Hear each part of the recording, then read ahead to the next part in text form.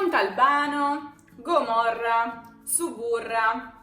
Sì, ok, tutti conosciamo queste famosissime serie TV italiane, ma non esistono solo quelle, lo sapevate? In questo video, infatti, voglio parlarvi di alcune delle migliori serie TV italiane che probabilmente pochi conoscono, ma che, secondo me, tutti dovrebbero guardare. Per esempio, chi di voi ha guardato la serie TV italiana Braccialetti Rossi? Questa serie, trasmessa su Rai 1 dal 2014 al 2016, è per me un vero capolavoro. In particolare è la storia di un gruppo di ragazzi ricoverati tutti quanti nello stesso ospedale per motivi differenti, più o meno gravi. Nonostante le difficoltà di salute, i giovani protagonisti di questa serie troveranno la forza di andare avanti tutti insieme grazie alla loro bellissima amicizia. Infatti riusciranno a creare un legame tra loro molto forte, simboleggiato proprio da un braccialetto rosso. È una serie che mi è piaciuta molto, vi farà sorridere, ma vi farà anche piangere a dirotto. Questo è vero, ma in ogni caso è davvero da non perdere, ve lo garantisco. In ogni caso, prima che io vada avanti e prima che voi chiudiate questo video perché pensate ma io non potrò mai vedere queste serie nel mio paese, devo parlarvi di NordVPN, che si è gentilmente offerto di sponsorizzare questo video e anche di offrire a voi una vantaggiosa promozione. Infatti con NordVPN potrete guardare qualsiasi film, serie TV o programma italiano ovunque voi siate nel mondo, in totale libertà e sicurezza. Parliamoci chiaramente, il costo di NordVPN è davvero ridicolo, stiamo parlando di $3,49 al mese e se vi iscriverete utilizzando il link che vi ho lasciato nella descrizione e il codice coupon LERNAMO riceverete anche 2 mesi gratuiti. Personalmente io uso molto spesso NordVPN e mi trovo molto bene perché è comodo, è veloce, mi permette di guardare programmi o siti di qualsiasi paese nel mondo. Non a caso dagli esperti del settore è stato definito il miglior VPN al mondo. Ora, tornando alle nostre serie, la seconda che vorrei proporvi è Non dirlo al mio capo. Questa divertentissima serie TV narra le vicende di Lisa Marcelli, una donna rimasta vedova e con 2 figli in gravi difficoltà economiche, che trova lavoro presso lo studio legale di un avvocato molto egocentrico, Enrico Vinci, il quale assume soltanto donne non sposate e senza figli.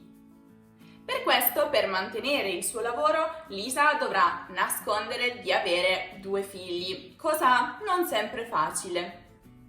Tra l'altro susciterà l'invidia di Marta, che è desiderosa di sposare Enrico. Insomma, è una serie rilassante e tanto divertente che potete guardare con tutta la famiglia. E davvero vi consiglio di farlo perché la straordinaria recitazione di Vanessa Incontrada e Lino Guanciale merita. Davvero, merita. Ma passiamo adesso a tutt'altro genere di serie TV. Squadra Antimafia. Beh, la trama di questa serie non è troppo difficile da indovinare.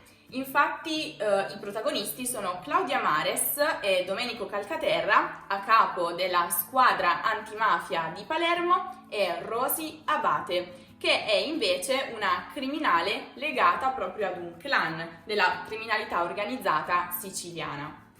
Questa serie, che non è adatta ai bambini, è perfetta per chi ama il genere poliziesco e la bella Sicilia. Io credo di aver visto le prime 4 stagioni di questa serie, mi è piaciuta tantissimo perché è piena di colpi di scena, credetemi, piena. La quarta serie TV di cui vi parlo oggi è uno dei simboli della televisione italiana, Don Matteo. Qualsiasi italiano che si rispetti conosce Don Matteo, anche se dice di non aver mai visto nemmeno un episodio di questa serie. Ma Don Matteo è davvero una leggenda vivente, una serie che è cominciata nel 2000 e che continua ancora oggi. Don Matteo, interpretato dal grandissimo Terence Hill, è un prete cattolico della città di Gubbio che ha una propensione e una passione per le investigazioni e che per questo aiuta sempre i carabinieri della sua città, anche se il capitano non è mai molto contento di questo, a risolvere le indagini. I miei personaggi preferiti di questa serie? Natalina e Pippo. A voi scoprire perché. La quinta serie sulla lista è Il Paradiso delle Signore. Anche questa serie TV è trasmessa da Rai ed è largamente ispirata al romanzo di Émile Zola, Au bonheur des dames. La serie però è ambientata nella Milano degli anni 50 e la protagonista è una giovane ragazza, Teresa, che lascia la Sicilia e si trasferisce nel capoluogo lombardo dove inizia a lavorare come commessa in un negozio d'abbigliamento. Secondo voi occorre dire che io ho amato questa serie? Beh, perché parla di moda, perché è ambientata a Milano, ma sono sicura che tra voi ci saranno tantissime persone che come me amano la moda e Milano, quindi anche per voi questa serie è imperdibile. A proposito, se volete scoprire qualcosa in più sulla città di Milano, vi ricordo che io e Rocco abbiamo realizzato un bellissimo vlog proprio in questa città. Lo trovate qui, ma il link è anche nella descrizione. Ma adesso passiamo alla prossima serie TV, che mi fa davvero impazzire. Ragazzi, non sto scherzando, io queste serie TV le ho viste davvero tutte, conosco più o meno bene tutte le loro trame, potete farmi tutte le domande che volete. Sono molto preparata. Che devo dirvi, sono una drogata di televisione, lo ammetto. In ogni caso, volevo dirvi che di questa serie in particolare, proprio in questo periodo, sto guardando le repliche, come se non bastasse. E la serie è Che Dio ci aiuti! Questa serie ci catapulta a Modena, in Emilia-Romagna, e più precisamente in un convento. Provo a spiegarvi in poche parole la trama di questa serie TV. La protagonista è Suor Angela, la quale, vista la difficoltà economica in cui si trova il suo convento, decide di aprire proprio lì un alloggio per studenti e un bar, nonostante la sua madre superiora non ne sia molto contenta. Da questo momento in poi le suore ospitano moltissimi giovani nel loro convento, anche se pochi di loro sono davvero studenti, perché abbiamo un medico, un avvocato, una novizia che però poi non si fa più suora, una ex prostituta. Insomma, c'è davvero di tutto, ma è molto divertente perché Suor Angela cerca di risolvere i problemi e le difficoltà di questi ragazzi e non solo. Di solito in ogni episodio c'è anche un'indagine, un omicidio, un mistero da risolvere. E credetemi, non è noiosa come potete pensare, io davvero adoro Suor Angela. Ma ora passiamo alla prossima serie TV. Provaci ancora, prof!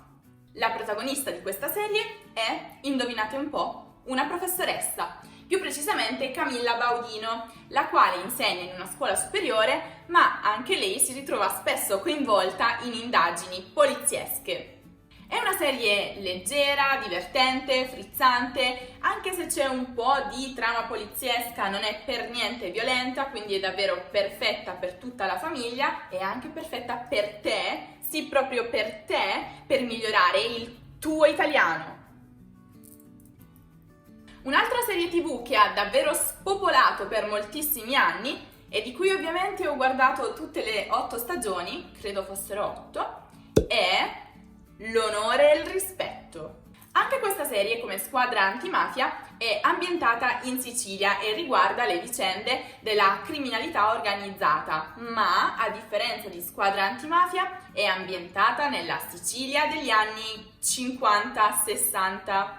Ragazzi, non fatemi riassumere la trama di questa serie perché è davvero molto complessa, ma vi posso dire che riguarda appunto la criminalità organizzata, quindi la vendita di droga, quindi armi, violenza, ci sono molte scene abbastanza forti e tutto, quindi qualsiasi azione, qualsiasi omicidio, qualsiasi atto è mosso appunto da sentimenti quali onore, rispetto, vendetta. E il protagonista indiscusso è Tonio Fortebracci, interpretato da Gabriel Garco, che ha fatto innamorare tantissime donne italiane.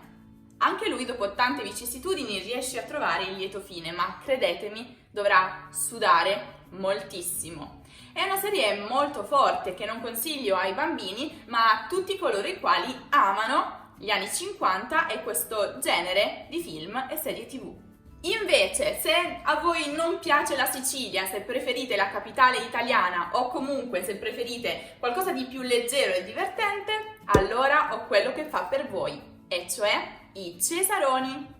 Questa serie trae ispirazione da una serie spagnola, Los Serrano.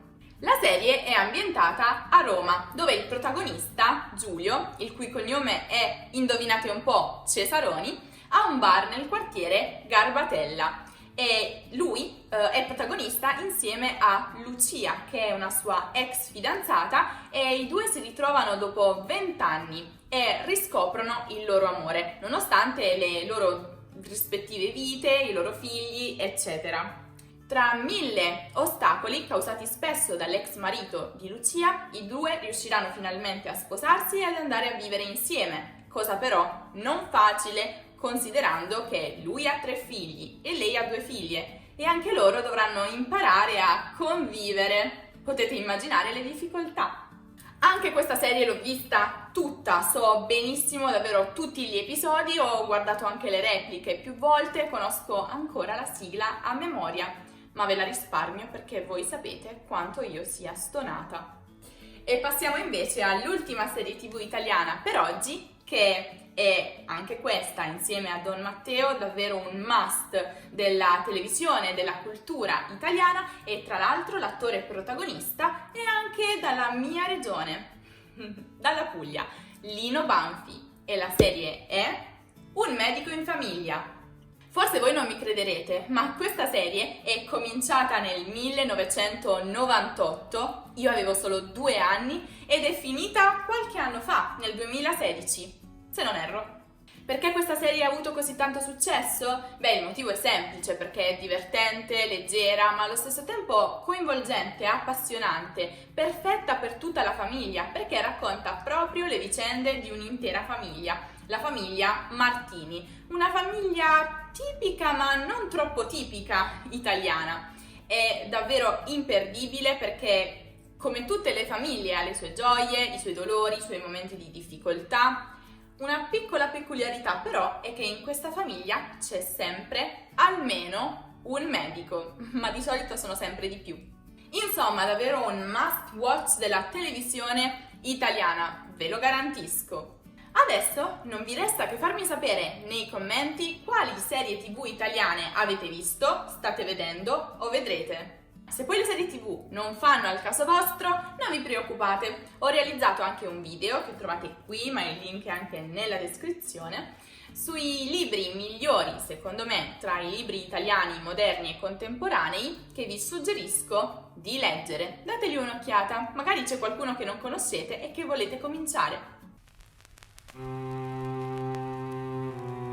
Ma cosa sta succedendo?